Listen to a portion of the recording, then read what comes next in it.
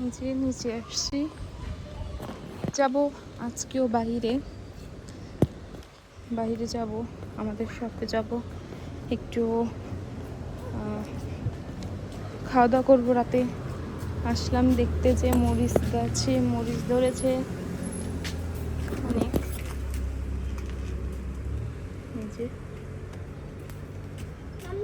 গাছ থেকে মরিচ পেরে নিতে কিন্তু আলাদাই মজা।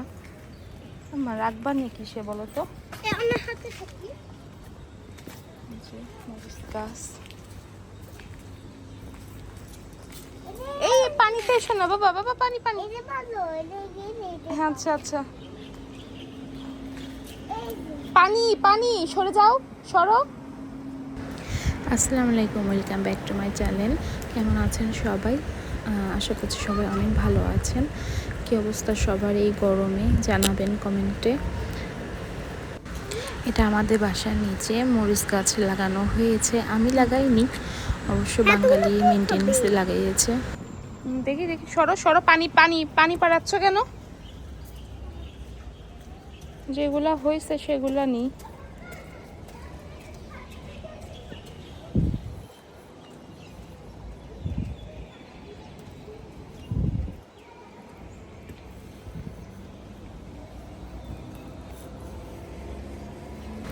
তো এইভাবে গাছ থেকে কিন্তু ফল ছিঁড়তে বেশ ভালোই লাগে। আমার বাসার উপরে গাছ লাগানো কোনো স্কোপ নাই, যার কারণে গাছ লাগানো সম্ভব হয় না।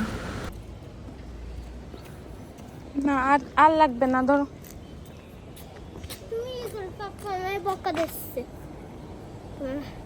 পাপা কেন বকা দেবে? আমরা কি কোনো অন্যায় কাজ করতেছি পাপা বকা দেবে?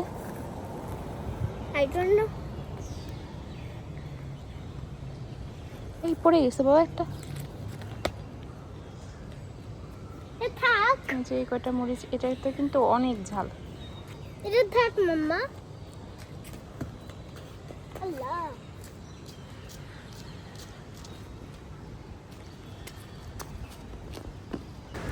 আমাদের কিন্তু বাহিরে যাওয়া পরে শুক্র শনি রবি একটু বেশি, কারণ এই শনি রবিবারে আমার মেয়ের স্কুল থাকে না, যার কারণে আমরা একটু বাহিরে যাই। আর ওর তো স্কুল সকাল 7টা থেকে বিকাল 3টা পর্যন্ত, তারপরে হুজুর আছে, হুজুর পড়াতে আসে, বাসার টিচার আছে, যার কারণে একটু বিনোদনেরও দরকার আছে। শুধু তো লেখাপড়ার ভিতর থাকলে হবে না বাচ্চাদের, যার কারণে একটু বাহিরে নিয়ে যাই।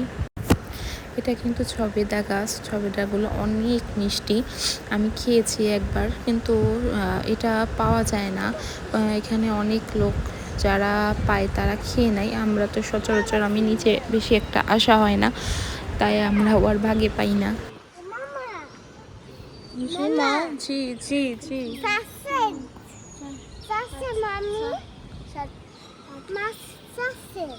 মাছ কোথায়? মাছ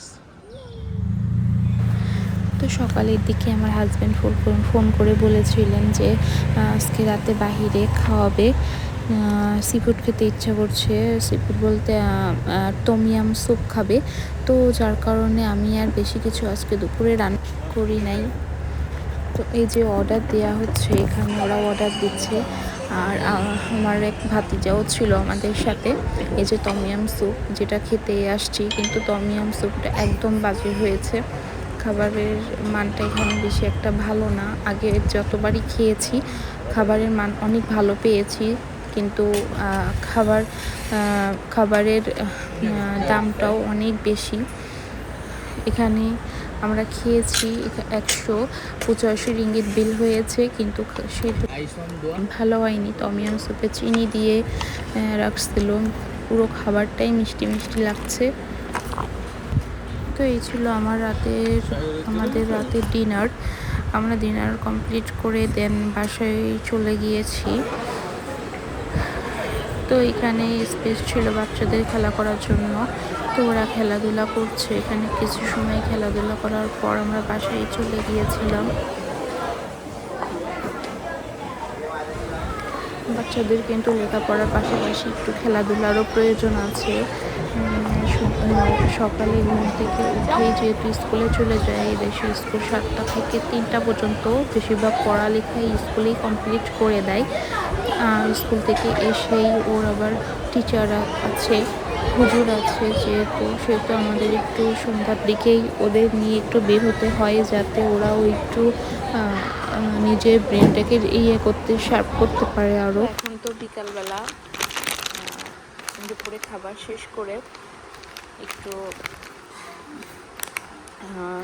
চানাচুর খাচ্ছি। আমাদের দেশি চানাচুর, এই চানাচুরটা খুব মজা, চানাচুর খেতেও খুব টেস্টি।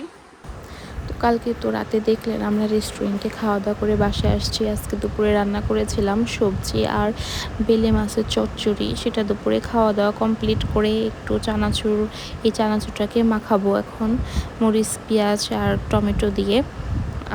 এই যে আর আমার হাজব্যান্ড আসার সময় সামোসা নিয়ে আসছে, সামোসাটা খেতে অনেক মজা। সামোসাটা খেয়ে নিব।